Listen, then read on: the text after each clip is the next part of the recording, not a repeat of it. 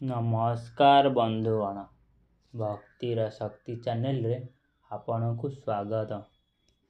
ବନ୍ଧୁଗଣ, ଆଜି ଆପଣମାନଙ୍କୁ ମୁଁ ଏକ ଏମିତି ମନ୍ତ୍ର ଏବଂ ବିଧାନ ବିଷୟରେ କହିବାକୁ ଯାଉଅଛି।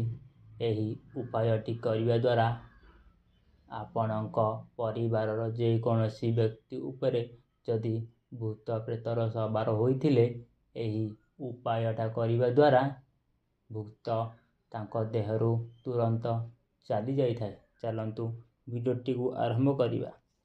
ବନ୍ଧୁଗଣ, ଆପଣ ଜାଣିଛନ୍ତି କି ମନ୍ତ୍ର, ତନ୍ତ୍ର, ଯନ୍ତ୍ରମାଳା ବିଷୟରେ?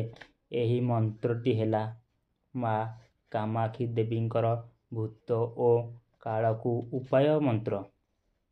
ଯଦି ଆପଣଙ୍କୁ ଲାଗୁଥାଏ କି ଆପଣଙ୍କର କୌଣସି ଶତ୍ରୁ ଆପଣଙ୍କୁ ଗୁଣି ଗାରେଡ଼ି କରୁଥାଏ କିମ୍ବା ଆପଣଙ୍କ ପରିବାରର କୌଣସି ବ୍ୟକ୍ତି ଉପରେ ଭୂତ ପ୍ରେତର ସବାର ହୋଇଛି ବୋଲି ଆପଣଙ୍କୁ ଲାଗୁଥାଏ, ତେବେ ମୁଁ ଆଜି ଏମିତି ଏକ ବିଧାନ ଏବଂ ମନ୍ତ୍ର ବିଷୟରେ ଆପଣମାନଙ୍କୁ କହିବି, ଯାହା କରିବା ଦ୍ୱାରା ଆପଣ ଅନୁଭବ କରିବେ ଯେ ଯେଉଁ ବ୍ୟକ୍ତି ଉପରେ ଭୂତ ଲାଗିଥିଲା ତାହା ଛାଡ଼ି ଚାଲିଯାଏ।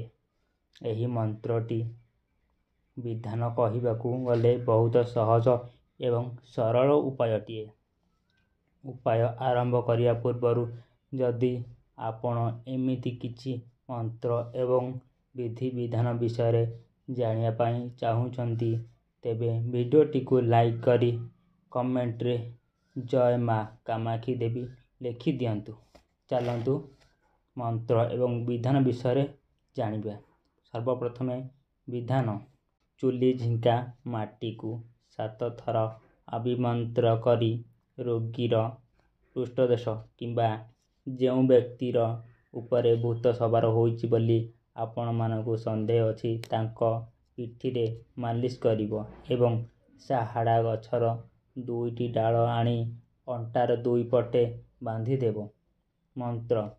ମନ୍ତ୍ର ମନ୍ତ୍ର ମହାମନ୍ତ୍ର ଛାଡ଼ିନ ଆପଣ କାମାକ୍ଷୀ କାମରୂପୀ ବୀଜ କରିନ ସ୍ମରଣ ଭୂତ ପ୍ରେତ ଛାଡ଼ି ଏକ ମନ୍ତ୍ରରେ ଜୋରେ କାମରୂପୀ କାମାକ୍ଷୀର ଝିଅ ଶୀଘ୍ର ଛାଡ଼େ। ଏହି ମନ୍ତ୍ରଟିକୁ 7 ଥର ପଢ଼ି ସେହି ଚୁଲି ଝିଙ୍କା ମାଟିକୁ 7 ଥର ଫୁଙ୍କି ସେହି ବ୍ୟକ୍ତି ଉପରେ ଯେଉଁ ବ୍ୟକ୍ତି ଉପରେ ଭୂତ ସବାର ହୋଇଛି ବୋଲି ଆପଣଙ୍କୁ ଲାଗୁଥାଏ ତା ପିଠିରେ 7 ଥର ମାଲିସ କରିବ।